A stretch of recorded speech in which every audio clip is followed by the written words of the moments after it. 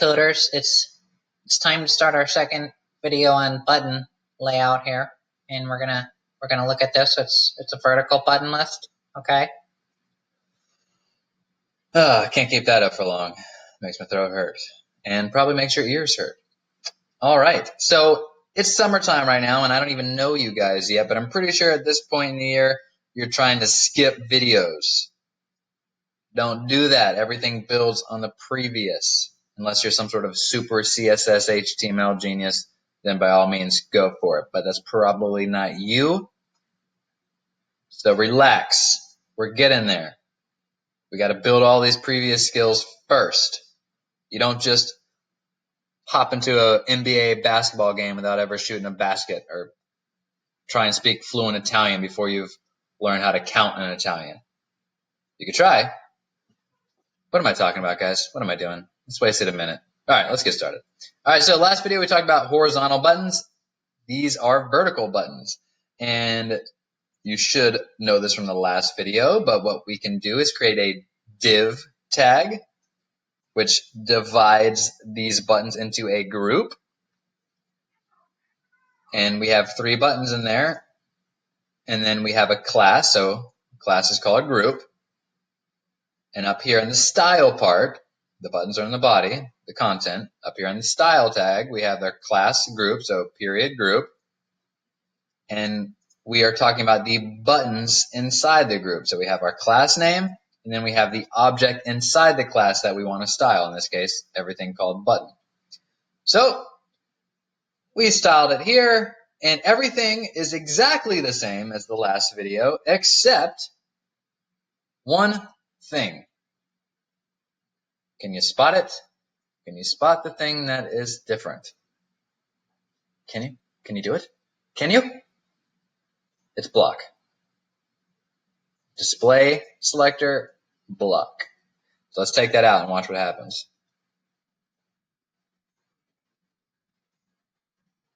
Put them side by side. Let's change the width.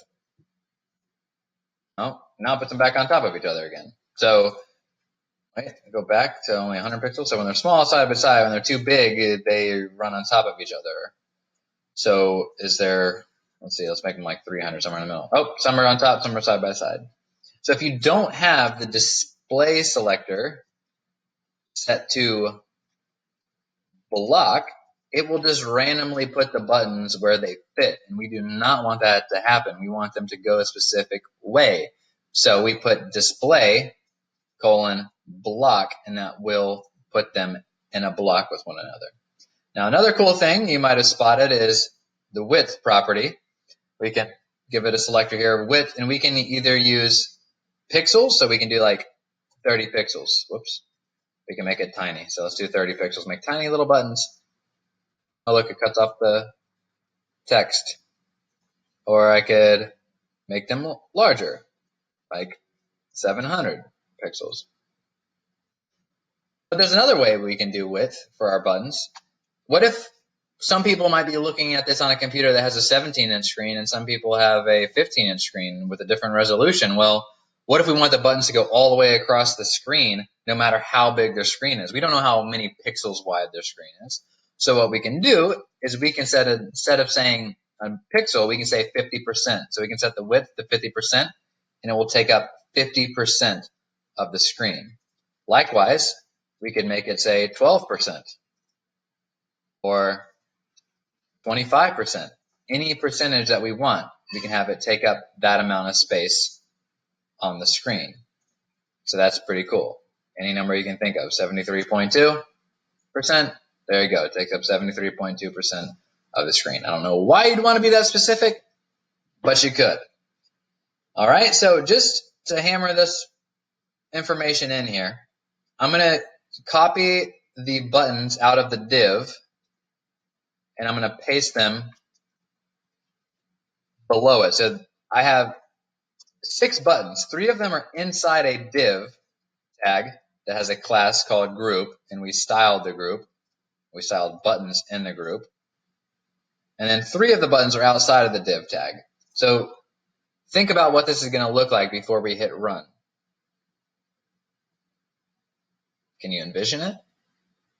Can you envision what default buttons look like? Do you think these buttons will go automatically to default, or do you think they will follow this property here? Well, let's see. If you said default, good job. These are not part of our class. We said that we only want to do a class group, the buttons inside that class. We didn't say all buttons. If we said all buttons, then it would do every single button, regardless of whether it was in a div or not. Now I'm just getting crazy, talking all kinds of mad nonsense. So let's undo all of that, erase that, go back to basics there. Okay? So 2 types of grouping buttons. You have horizontal. You place your buttons in a div, float them left or right inside of a group class. Vertical, you have to add the display block. And we also talked about setting the width if you want to. All right. Have fun with it, guys.